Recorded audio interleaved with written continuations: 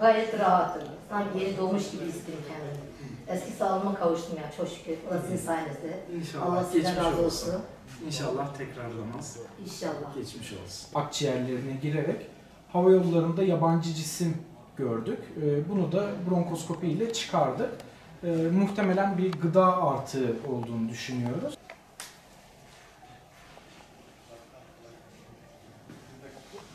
Tam olarak şurada. Kaba çeydekten dolayı bayağı bir üskürüğüm vardı. Bir buçuk senedir. Astım dediler. Bronşit dediler. Oysa ki kaba çeyreğinden dolayı bu şekil olmuşum. Allah'a çok şükür tekrar sağlığıma kavuştum. O da doktorumuz Ömer Bey için. Ona yürekten teşekkür ediyorum. Ben astımdan dolayı geldim. Daha önce dediler ki astım.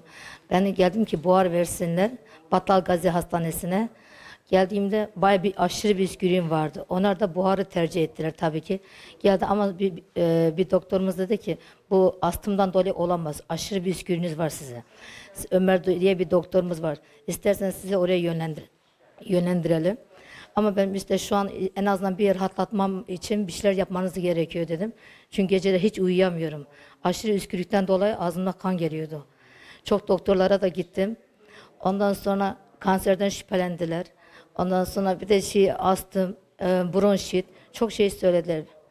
Daha sonra doktorumuza geldik. Allah razı olsun. Sonuçta onun sayesinde sağlığıma kavuştum. Kaba çeyreği ciğerime kaçmıştı. Onu çıkardılar doktorumuzun sayesinde. Çok şükür şu an sağlığıma kavuştum. Yani kendimi yeni doğmuş gibi hissediyorum. 1,5 sene boyunca çok kötü günler yaşadım ben.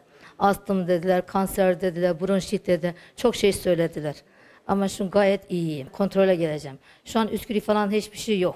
Gayet sağlıklıyım. Yani kendimi öyle görüyorum. Çünkü hiç üskürük olmadı ondan sonra. Gayet iyiyim yani. İsmim Ömer Emre Aşkın. Göğüs hastalıkları uzmanı olarak Battal Gazi Devlet Hastanesi'nde Malatya'da görev yapmaktayım. 50 yaş kadın hastamız vardı. Hastamız yaklaşık 1,5 yıldır devam eden öksürük şikayetiyle tarafımıza başvurdu. Öncesinde de tekrarlı hastane başvuruları ve tedavi kullanmıştı.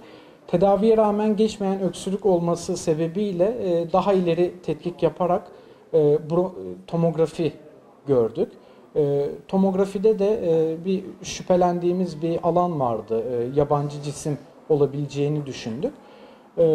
Ardından bronkoskopi dediğimiz işlemle kamerayla akciğerde hava yollarına girdik ve orada da yabancı cisim gördük. Muhtemelen bir gıda artığı. Onu çıkarttıktan sonra inşallah hastamızın da şikayetleri gerileyecektir. Bir problem gelişmedi bu işlemi yaparken de. 1,5 yıllık süreç içerisinde akciğerde de orada bir rahatsızlığına bağlı, iritasyona bağlı problemler gelişmiş.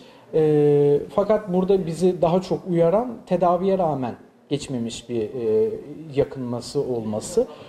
Ama bu şu demek değil tabii ki, yani geçmeyen bir öksürükte daima bronkoskopi, yani o kamerayla girişim yapmamız gerekmez. Hani bu böyle bir sonuç da düşünmemeliyiz. Fakat burada tomografide bu şüpheli alanda yabancı cisim olduğunu düşündük. Onu kamerayla girerek çıkarttık. Hastamızın şikayetleri işlemden sonra hızla geriledi. Tedavi ve takip süreci de devam edecek. Bundan sonraki aşamada da hani izlemeye devam edeceğiz hastamızı. Çok şükür bir problem yaşamadık.